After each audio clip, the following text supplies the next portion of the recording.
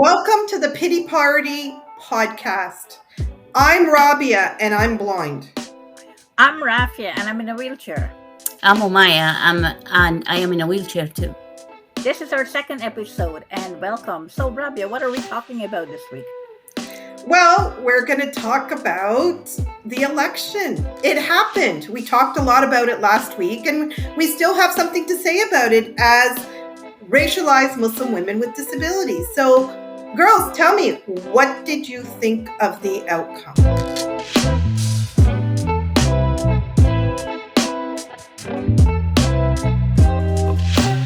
I'm happy with the outcome. I think now that we have the liberal government is back in office, we need to hold them accountable for what they say they are going to do for people with disabilities. Yeah, the same. I think. Yeah, like people say that. What's the point of this re-election when like the result is the same? It didn't change, but I think it serves as a reassurance what Canadian really wants and what the landscape is, in my view. So. Yeah, and I agree with you guys. I think really we've been presented with an opportunity. People are saying nothing changed, but a lot did change. And if there wasn't an election called today, it would have been called tomorrow. That's the reality of minority governments. And minority governments as an outcome, I think, are positive for the people, because this is when we force parties to cooperate with each other rather than get so sticky, icky on their partisan issues. So three parties, like four major parties committed to doing something about supporting people with disabilities, and in particular committed to income security or income support or the Canada Disability Benefit. And I think we have to hold them accountable, especially the NDP, the Greens, and the Liberals. We need the Liberals to table that bill again for the Canada Disability Benefit and move on with it. So, hello, Canada. We people with disabilities are ready to do the work it's going to take to make that happen. Yes, absolutely. For sure.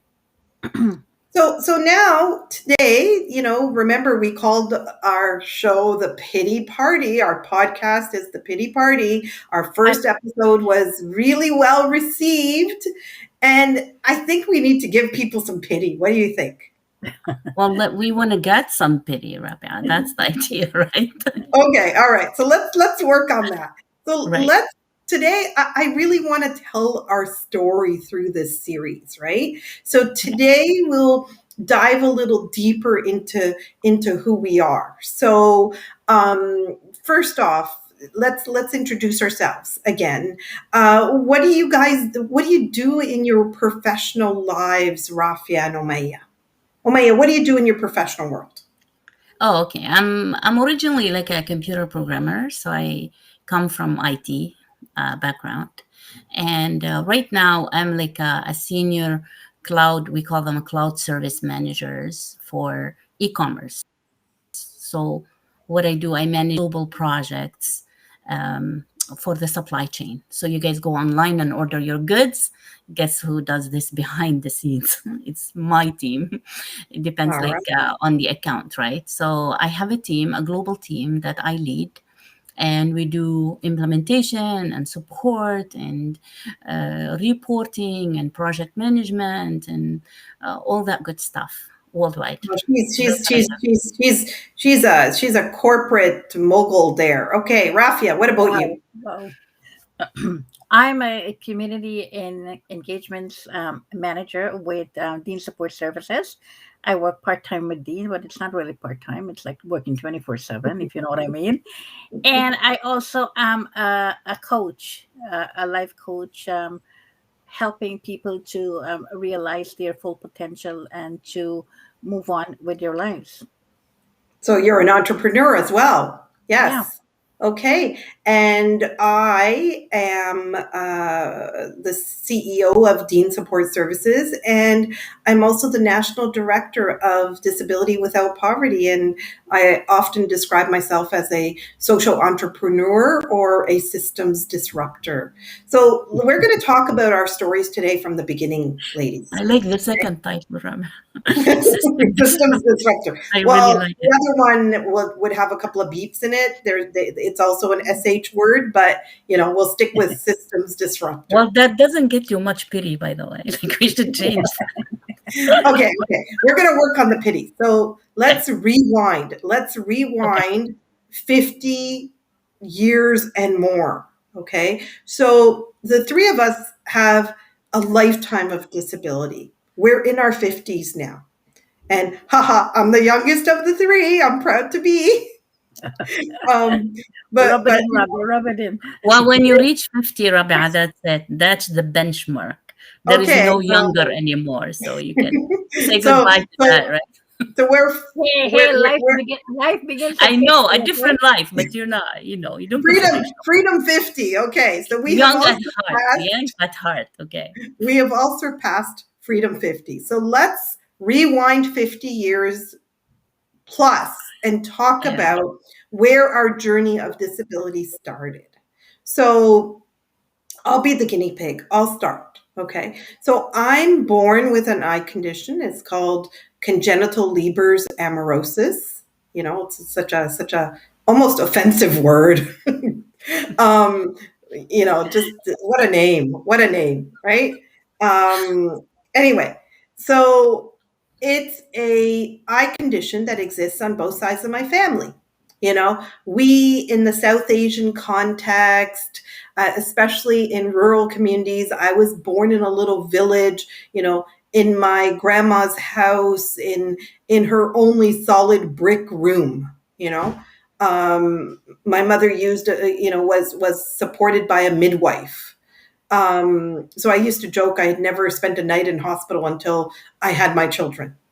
So I was born with this eye condition that existed on both sides of my family. My uncle had this eye condition. It wasn't necessarily apparent to anybody off the cuff, right? But my mom noticed that when it got dark, I used to cry a lot. The dark really bothered me. And the dark probably had to do with the fact that I couldn't see that well in the dark. So the eye condition I have is recessive. It changes over time.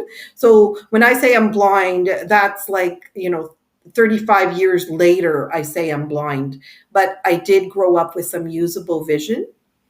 And I never quite knew what it was until like a certain stage in my life. And we'll talk about that. But how did people figure out that I couldn't see that well? It was because, my mom's gut instinct said, why does she look a certain way at this time? And her eyes kind of move when she tries to look and she cries in the dark. Mm. And it was more than just fear. So that's where my journey started in my village of Didwal, Punjab, Pakistan, in my grandma's house, born with a disability. Mm. Rafia. Interesting. Wow. Ooh, mine is a very interesting story, I would say. Takes you all the way back to Guyana, not Ghana people, Guyana, South America. I know people always get the country mixed up.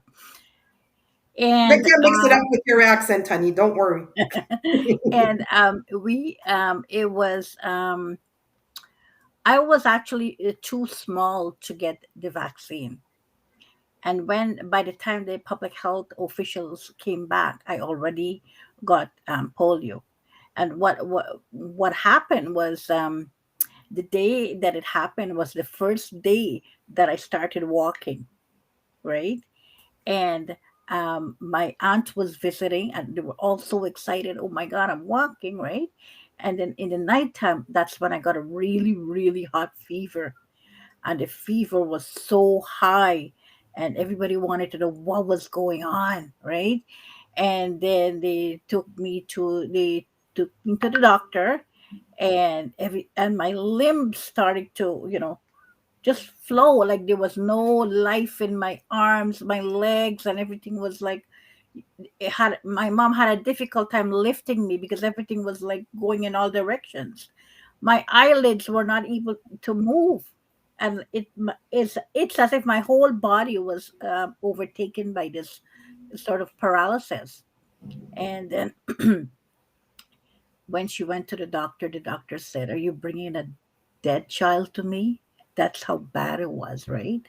SubhanAllah. And then, anyways, it was only when they went to the hospital and they saw a whole bunch of other people having the same reaction with their children, then they realized that something is wrong. Something is wrong. Not just only my child, it's happening to other people. And then they realized there was a huge, huge outbreak in Guyana of polio, and a lot of children died during that time. Yeah, so that's my story, how it all started. Oh, Maya. Yeah. Yeah, Wow. similar. I think Rafia, you and me have a similar story. I was 1 year old. I was just starting to walk, very similar, Oh, and then really? I got a fever, and they thought I was just sick, right? So they took me to the doctor, checked my temperature, gave me medicine, whatever he gave at the time. I came home, and the second day I couldn't move. Like it was a total paralysis, like you mentioned, right? I couldn't even open my eyes. I have no control over all my body, right? And then I was sick for like 3 4 days or something like that. And then after that it started, like my eyes start working again, my body, and then it came down to my legs. Like my legs, I wasn't able to walk at all, so they have to hold me, and I couldn't hold myself up, right? And but I got the vaccine. But of course, I was born in a small town in Lebanon on top of the mountain. It's called Karaon, and it is in the West Bekaa Valley. And my guess is that the vaccine, maybe the vaccine, you know how the vaccine need to be handled a certain way. So probably the vaccine was not effective. It's not just for me, like you say, Rafia, exactly the same. We have a lot of people during that time with polio specifically, and some people actually died, and they did not know it was polio. Mm-hmm. Later on, like in life, I realized that I have polio, and Mm-hmm. it was so much fun when I met the people with polio and they look exactly like me. That was so much fun for me because finally, I felt like I belong, because everybody else was different, right? So yeah, so Yeah, that you know what's interesting, Umaya, was that in Guyana they had a center called the Polio Rehab Center, right? yeah, And I actually spent my whole sort of childhood actually at that center, yeah, because they kept me in the hospital for the longest while, and after the hospital they transferred me to this Polio Rehab Center, and that's where there was like it's like a residential home kind of thing, where all you see is other people, with polio yeah. in there, so it was like, yeah. I So, met them. Actually, I went to a rape center, but I was like 13 at the time because my body. I used to work without crutches. Like I was able to mhm, work, like mhm, walk without crutches, and lean on the friends and the brothers. I have so many brothers. I'm number 9. Just in the mhm, family. So yeah, but eventually it became like I have to walk on my own. So they took me to mhm, the rehab center. Exactly what mhm, you say. I spent there like a year, and I met all of them, every shape, color, size, you name it, right? mhm, Age. And it was really interesting, like experience. And I still have some of them are still my friends from the mhm, on mhm, social media, mhm, right? mhm, We still mhm. connect, some of them, since that Amazing. time. Yeah, it's amazing, right? Mhm, mhm. Similar experience, Rafia. It's interesting. Wow, interesting. Yeah, I was 1 year old too when that happened. See, Yeah, we have interesting. a lot in common than we thought, Rafia. So Yeah, think yeah, about it yeah. this way, right? And Yeah. and people ask me, "You haven't walked one day in your life?" And I'm like, "Yes, I did one day." you know. And listen, you can add Rafia next time. I walked one day. I really didn't like it. It didn't appeal to me, so I went the other way. Just say that. Right. The best way is honestly is to make a joke of it, right? And what are you gonna Mhm, do, right? mhm, mhm, Yeah. mhm. Like I say, sometimes now I say it's really a privilege to have a disability because it costs a lot at all fronts. Like, you need a wheelchair, you need crutches, you need like a lift for your van, you need. So it is a privilege in a way. You Mhm, have mhm. to, afford it. It's not something. You know what's interesting though, but in Guyana, my mom, we couldn't afford like a wheelchair kind of thing. Yeah, So she used to take me in, one of those proms, like the baby proms, like, yeah, and that's what she used to do. And at times she used to lift me and take me to the bus. We had no cars or anything that, yeah. we privately own or anything like that. And people would look at her, why are you lifting her? She's I such a know, big girl. Why are you lifting her? I know. And Oh, if time permit, I have stories for you about how I lived. Imagine I live in a small town. Everybody knows everybody, right? And it's Mhm. just honestly, it's like I can relate. They used to carry me because I'm a slow walker. Of course, I have polio, Mhm. right? Mhm. So they carry me. So after a while, when they start getting heavy, they get sick of me. I'm not allowed to go anymore, right? Because so I had Well, to so get here's rid a of. unique thing about you guys, right? I'm sitting here listening attentively. So Rafia walked one day of her life and then couldn't walk anymore, but you continued to walk, Umaya, right? Yeah, yeah, with With a crutches. little Yeah, help, but you yeah, continued to walk for right. a very long time. Yeah, And the interesting piece of our journeys is, I mean, the disabilities were acquired so early for both of you. Like I was born with it, but you guys acquired it in infancy. So it's very much so an entire life. It's not a loss that you necessarily felt. It was for you and me, Omaya, it was a gradual change over time. yeah, It was never perfect, but it was a gradual change with right. our disability. Rafia, Mhm. for you, it was the same, or did it change over Yeah, time? Well, what happened is the level of independence you get with the assistive devices you get, right?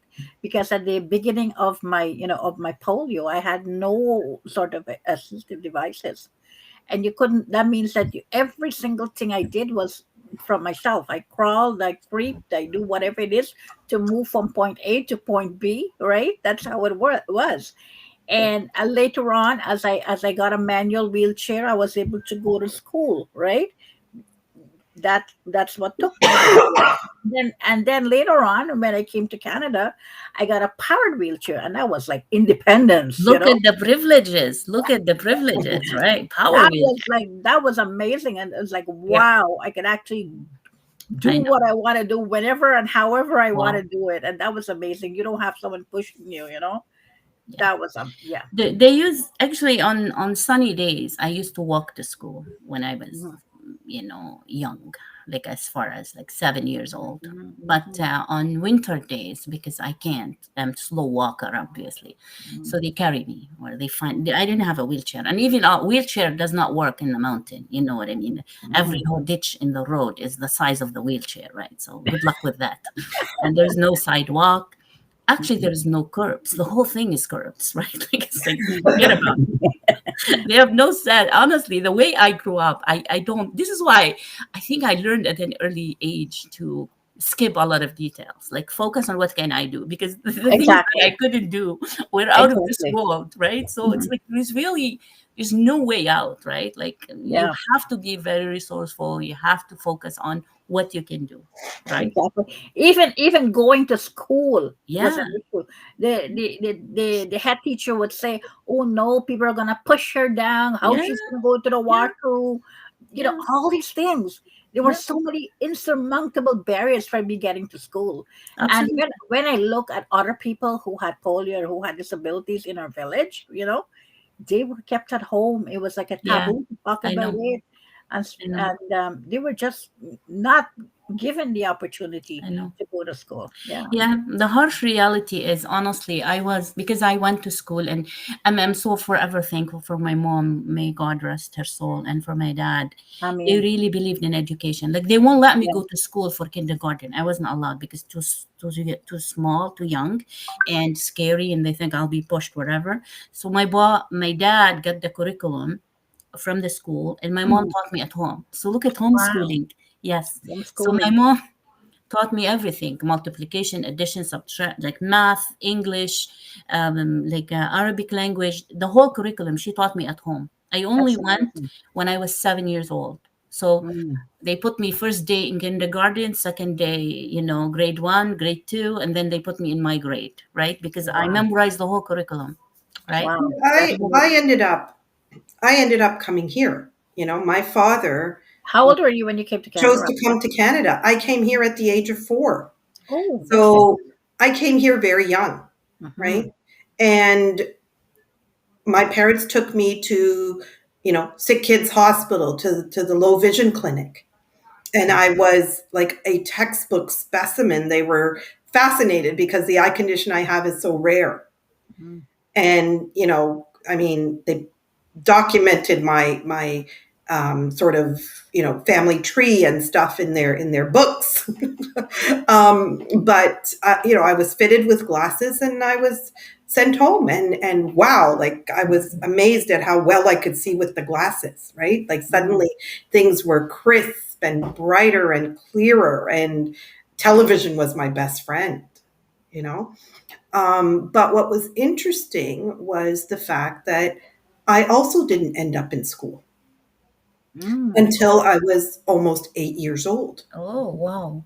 My parents brought their lived experience from the village. Mm. My uncle, who had the same eye condition, the story my parents carried with them here was that my uncle went to the school in the village up until grade 5, and his vision deteriorated, and the school said his vision will get worse the more he tries. Like, out of the with the best of intentions, they didn't understand the eye condition, right?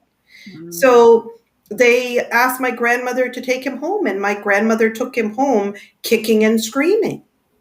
And my parents carried that experience with them and didn't want to put me through that. And the system here, you know, us being racialized newcomers in the early to mid 70s, they didn't question anything about me going to school. There was no social worker who sat down with my parents and explained my eye condition or said, this is really visual impairment and is going to lead to blindness or anything like that. Like, nothing like that was explained. So I Mm. wasn't put in school. I sat at home, watched a lot of television, and taught myself. Good I for you. Yeah. I taught myself English. I taught myself fat account. I taught myself the alphabet because my mom grew up in a village where she was denied access to education as a woman.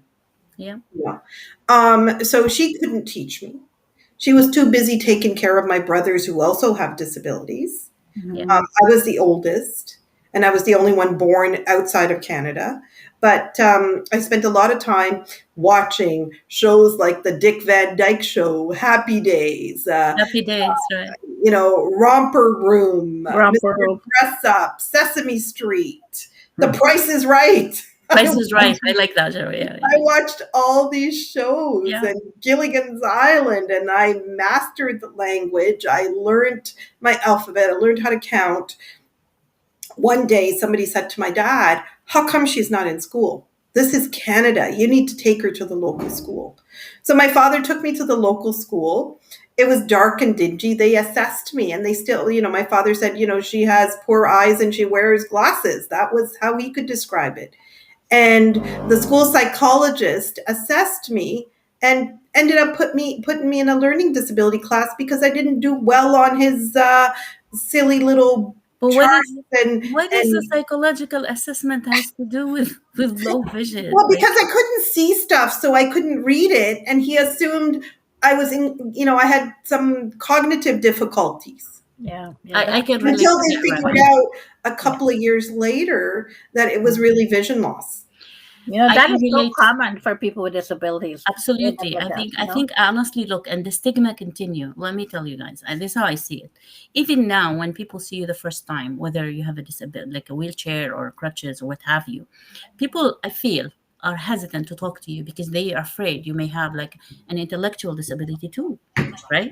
Like, honestly, this is the assumption. Like, I could be, okay, if I have, like, there, I feel like there is this barrier, like they don't want to, they'd rather not like talk to you or disturb you, for example, right? Like, this is how I look at it. Sorry for using these words, but that's how I feel. And I feel, honestly, us like having these talks and showing people we are people too, like we're Mhm. exactly the same. Yes, my Mhm. legs don't work. And I used to say in Lebanon, like when I grew up and I want to make fun, they say, oh, what's wrong with your legs, like the people, right? What's wrong with your feet? I say, I thank God every day that people don't think with their feet, because I will be at a huge loss. Right? I turn it into, because I don't want to explain, right? Because I feel like if I explain, I say, look, guys, I have polio and I can walk and I lose them. Like they go, like, feeling pity for me. I remember that time I did not want the pity, right? So Mhm. I just turn it into something like that, right? To make fun of it, right? Mhm. So yeah, When you said that people don't want to talk to you, I yeah. never forgot this incident. My husband and I, we were at the airport, right? And I wanted to go to the washroom really badly. So I Mhm. asked the woman at the desk, where's the washroom, right? And she turns to my husband and she goes, oh, you have to go this way and that way, right? Turn this way and turn that way. I said to her, is that a men's washroom or the woman's washroom? Because I don't know which one she was, describing, I They know. refused to, No, I have a similar story, they Rabbi. refused to Hey, Similar. hey, girls, girls, Yep. save Yeah. it for the next episode. Okay. I'll give you all it. right. All right. So, we got lots of stories like that to tell, and we'll get to those stories as well. But when we were kids and our families figured out this disability, how did your parents treat you? How did they feel about it? Mm, I think I think my parents in our house, I was really normal. Like I didn't feel the difference, except for the things like I couldn't. We're farmers, right? My father is a farmer, so I couldn't carry heavy stuff. So I was excused from that because my father has a system in the house for everybody what to do. I really did not feel the disability that much, right, in the house. Mhm. So I went to public school. My father had good relationship with the principal and the teachers, and because he has he's like 11 kids, so of course he's gonna know the school inside out, right? So and I'm number 9, so by the time he come to me, everything established, right? I just have to follow, the so no, I did not really feel the like I felt a bit, but I did not feel. They were so proud of me. They focused on what I can do, and they gave me tasks that I can do, and they were proud of me. Like if I make bread and it's not good, my father will say, the bread that she make is mine, nobody allowed to touch it. So imagine how I Oh. feel. I feel like $1,000,000, right? And I want to make more bread. He was smart, so you know what I mean, to do that. So because you want me to do And more Leia's an work. amazing cook, by the way. Right. So yeah, so it's like I learned. I mean, yeah, if you live with 11, Rabia, and they're all brothers, and brothers, God bless their souls. I have 2 sisters, but they married and moved to Canada. They're the oldest, and then the boys, then me, right? And there's 2 boys after me.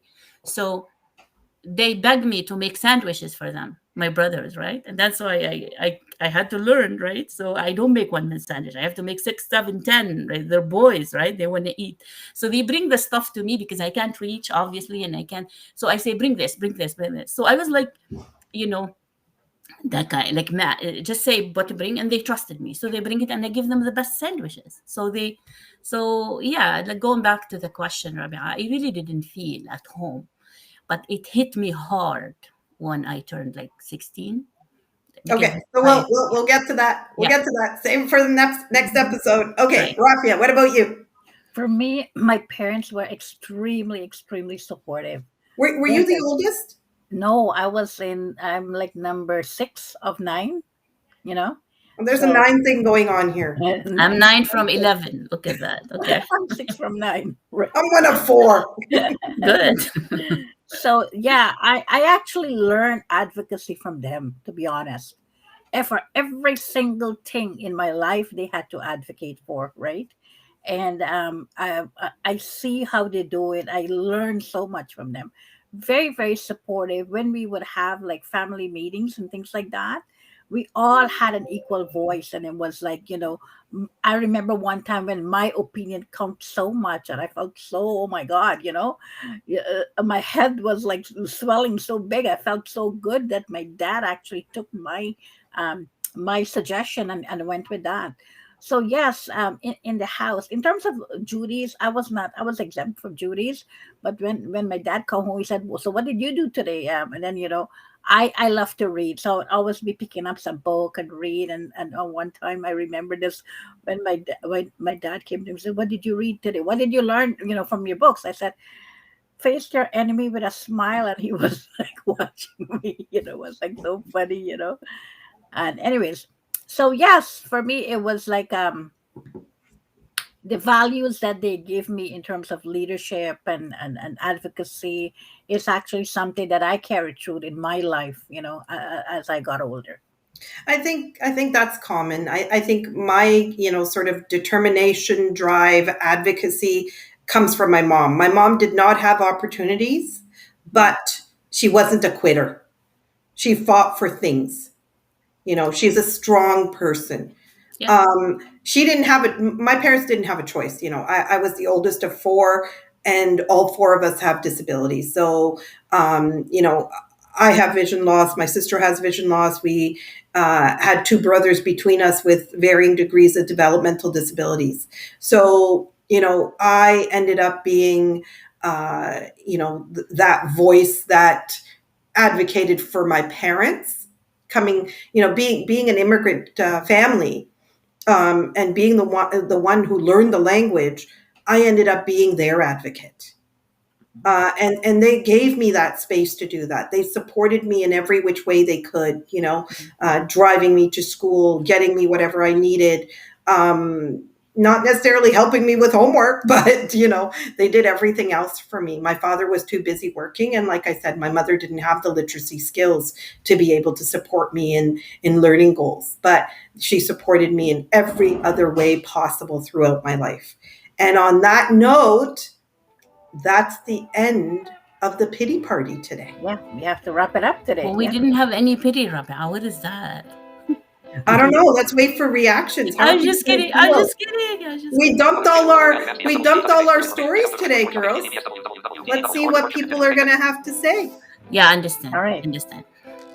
All right. So tune Okay. in next time for the next episode of the pity party, and we'll keep you guessing as to what we're gonna share next. Okay. Thank you All so right. much.